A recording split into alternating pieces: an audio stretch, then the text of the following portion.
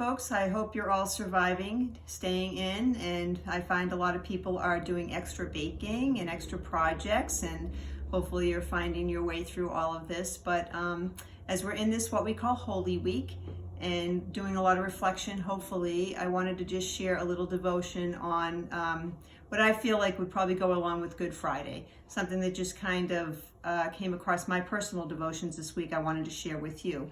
And for anyone that may not know me, that may be listening in, I'm Pastor Jen. I'm part of our pastoral staff here on Church on the Rock. So I just want to look at a part of scripture that, if you're familiar with the what we call Easter story, Good Friday story, it's the two thieves that were on the cross with Jesus. We don't give them a lot of attention. There's not a lot said about them, but it's just something I wanted to bring to our attention concerning this part of the Easter story. And I'm going to look at Luke's gospel. It's mentioned in three of the others, Matthew and Mark and Luke all together, but I'm going to look at Luke's gospel specifically. It's chapter 3, and I'm just going to read a little bit about that. And at this point, Jesus is already on the cross, and he's gone through, all of his beatings and mockings and all of that, and gone before the leaders and things.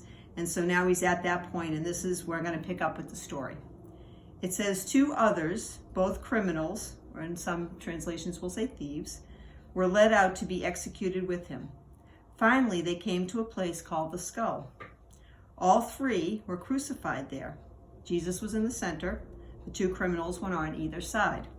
Then some verses in the middle go on about where the other people there, they were mocking him. The people were saying, all different religious leaders were saying things. The soldiers were gambling for his clothes. So all that's taking place in this moment.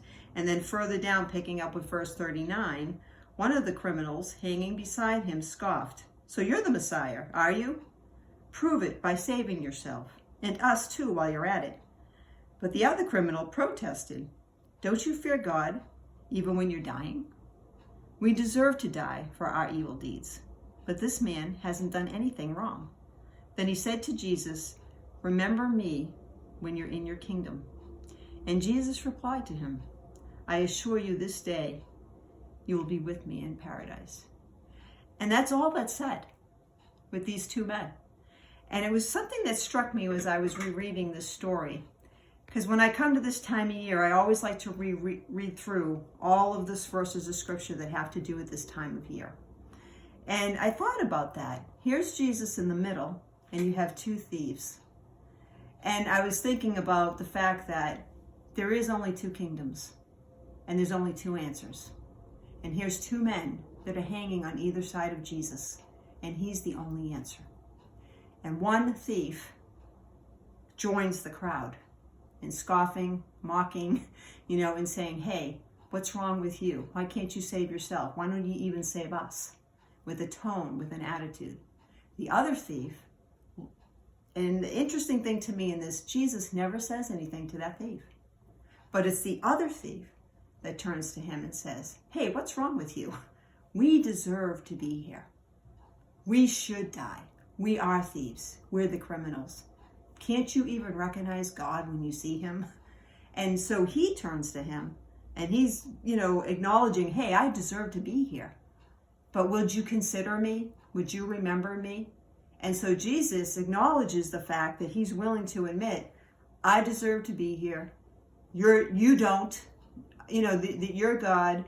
And so Jesus acknowledges by a simple act of him taking responsibility for who he is in his own sin, and admitting that Jesus doesn't belong here, that he shouldn't be dying for this.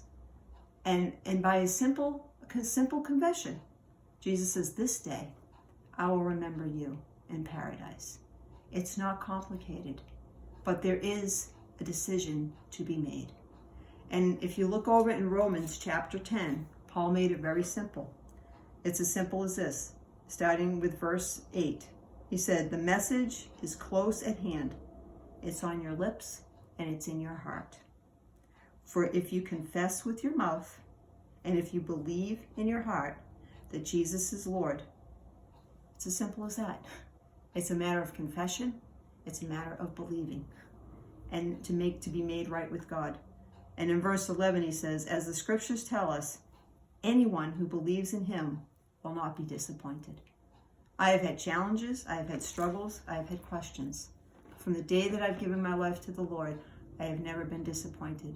And I am sure to say that that thief that said, Jesus, will you remember me this day when you get into paradise? You know, that he wasn't disappointed either. There's only two answers, folks. It's either one of thief or the other. And this is the time of year. I hope that you would take some time to ponder, to reflect, and to think about what answer are you making? Because Jesus died for everybody, but you have to make the decision. So God bless you in this holy week, this holy season. May you consider the greatest gift that has ever been given to the human race, the gift of salvation and the love of God for your heart and your soul. God bless you.